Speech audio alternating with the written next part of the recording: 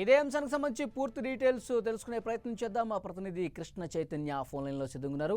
Krishna Chaitanya, tick talk యాప్కు సంబంధించి అభ్యంతరాలు ఉన్నాయంటూ యాప్ స్టోర్స్ నుంచి ఈ టిక్ టాక్ను తొలగించాలని కేంద్ర ఐటీ అలాగే ఎలక్ట్రానిక్స్ శాఖ మంత్రి కూడా ఆదేశాలు ఇచ్చినట్టుగా ఒక సమాచారం ఉంటుంది. ఏమున్నాయి అభ్యంతరాలు టిక్ టాక్కు సంబంధించి? మంత్రిత్వ శాఖ ఏం చెప్తూ ఉంది? పూర్తి సమాచారం ఇవ్వండి.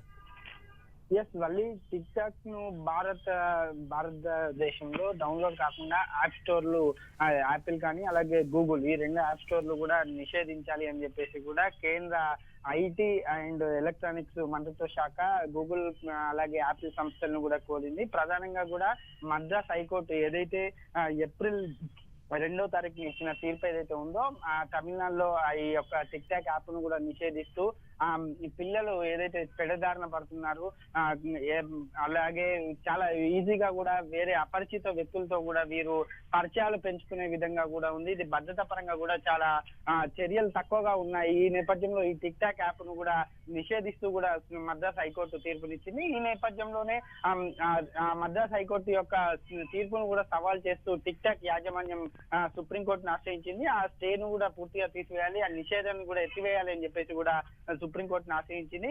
చీఫ్ జస్టిస్ రంజన్ గొగోయ్ ఆధ్వర్యంలోని సుప్రీంకోర్టు ధర్మాసనం ఈ విచారిస్తూ కూడా మద్రాస్ హైకోర్టు ఇచ్చిన తీర్పును స్టే చేయడానికి కూడా నిరాకరించింది. ప్రధానంగా కూడా ఏవైతే భద్రతా పరమైన చర్యలు ఇందులో చాలా తక్కువగానే ఉన్నాయి అని చెప్పేసి, ఇలాంటి యాప్ల ద్వారా కూడా పిల్లలు పెడదారిన పట్టే అవకాశాలు ఎక్కువగా ఉన్నాయని చెప్పేసి కూడా ధర్మాసనం వ్యాఖ్యానించింది. ఈ నేపథ్యంలోనే ఏదైతే మద్రాస్ హైకోర్టు ఇచ్చిన తీర్పు ఉందో, ఆ తీర్పును ఆదేశాలను కూడా పాటిస్తూ కేంద్ర మంత్రిత్వ శాఖ గూగుల్ అలాగే యాపిల్ స్టోర్లని రెండింటినీ కూడా భారత్ లో ఈ యొక్క యాప్ డౌన్లోడ్ కాకుండా చర్యలు తీసుకోవాల్సిందే కూడా ఆ రెండు యాప్ స్టోర్లకు కూడా ఆదేశాలు జారీ చేసింది. ఈ ప్రకారంగా దాదాపుగా ఇప్పటికే 24 కోట్ల మంది యూజర్స్, టిక్ టాక్ యూజర్స్ ఉన్నట్టుగా కూడా యాప్ స్టోర్ పేర్కొనడం జరిగింది. 24 కోట్ల మంది కూడా ఉన్నారు.